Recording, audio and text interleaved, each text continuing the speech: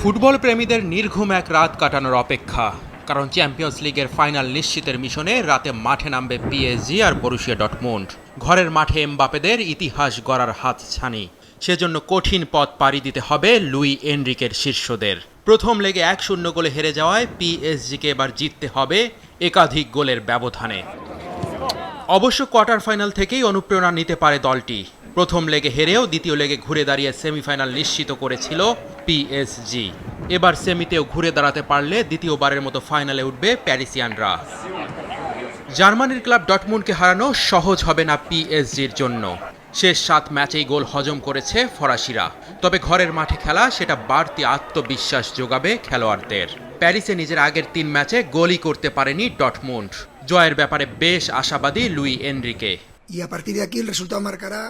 শুধু একটি কথাই বলতে পারি, আমরা জিতব, সেজন্য প্রতিপক্ষ থেকে আমাদের বেশি ভালো খেলতে হবে, প্রচুর গোলের সুযোগ তৈরি করতে হবে, আর এই মানসিকতা প্রথম মিনিট থেকে দেখাতে হবে।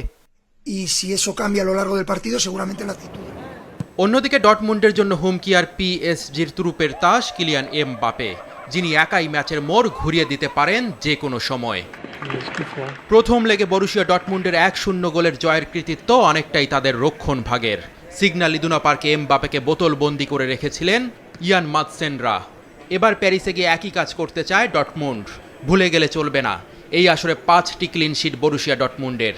আর ফাইনালে উঠতে হলে এই ম্যাচে ড্র করলেই চলবে জার্মান ক্লাবটির।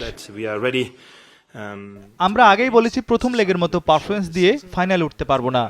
এমবাপ্পেকে আটকাতে হবে, ভালো পরিকল্পনা নিয়ে আমাদের মাঠে নামতে হবে। পিএসজি অবশ্যই গত সপ্তাহে চেয়ে আরো ভালো খেলবে।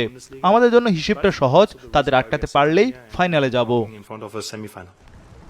চ্যাম্পিয়ন্স লিগের মুখোমুখি লড়াইয়ে পিএসজি ডর্টমুন্ডের জয় সমান 2টি করে, আর ড্র 1টি। দুই দল একে অপরের মাঠে গিয়ে জিততে পারেনি কখনোই। সব মিলিয়ে জমজমাট এক ম্যাচের পূর্বাভাস।